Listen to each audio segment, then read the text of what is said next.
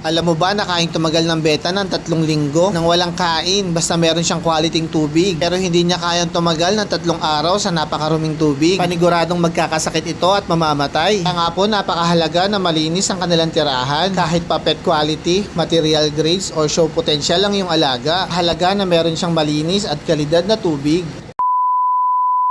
So yun nga no, magandang araw mga par. At ang topic nga natin for today is water quality. Pero bago po tayo magsimula, palambing naman ang share button. Kahit wag mo na i-follow, share mo lang. Gano'n nga ba kahalaga ang water quality sa ating mga beta keeper? Ano nga ba ang mga nabibigay nito sa ating mga alaga? At paano nga po natin ito mapapanatili sa magandang kalidad? Uumpisahan nga po natin sa kahalagahan. Alam mo ba na kayang tumagal ng beta ng 3 linggo nang walang kain basta meron siyang quality tubig, pero hindi niya kayang tumagal ng 3 araw sa napakaruming tubig? Paniguradong magkakasakit ito at mamamatay. Kaya nga po napakahalaga na malinis ang kanilang tirahan. Kahit pa pet quality, material grades or show potential lang yung alaga, halaga na meron siyang malinis at kalidad na tubig. Mga keeper nga po na gumagastos ng libo, magkaroon lang sila ng kalidad na tubig. Iba na may dinadaan sa karanasan, diskarte para magkaroon sila ng malinis at magandang tubig para sa kanilang alaga. At ano nga ba ang naibibigay nito sa ating mga beta? Nang una na nga po dyan yung masaya at masigla sila sa kanilang tirahan, maganda at malusog na pangangatawan, magandang finish at syempre matitingkad na kulay, ligtas sa parasite at iba't ibang klaseng sakit, mabilis na paglaki at matibay sa lamig. Kaya nga kung gusto mong mag-alaga ng beta, kailangan mo ring matutunan mag-alaga ng tubig nila, dahil nga may malaking epekto to sa beta na aalagaan mo, at pwede nilang ikamatay kung hindi ka marunong mag-alaga ng tubig nila. At dumako na nga po tayo sa panghuli kung paano mo mapapanatiling maganda at kalidad ang iyong tubig. Unang-una na nga po dyan ang siphon o paghihigop ng dumi o poop ng isda sa ilalim ng tank. Araw-araw ko nga po itong ginagawa para mapanatiling kalidad ang kanilang tubig, dahil sa poop o sa dumi ng tubig nga po nagmumula ang ammonia na sumisira sa kalusugan ng ating mga alaga.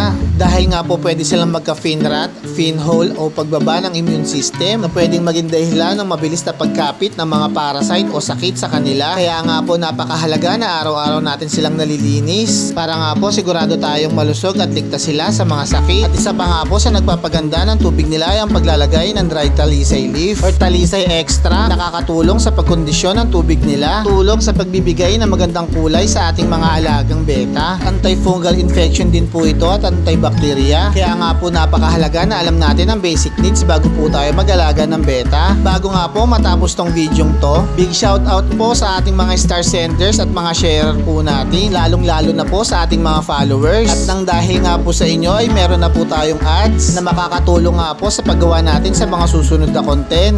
Maraming salamat nga po sa inyo at nakaabot tayo sa requirements ni Meta. At hanggang dito na nga lang po. Share and follow for more.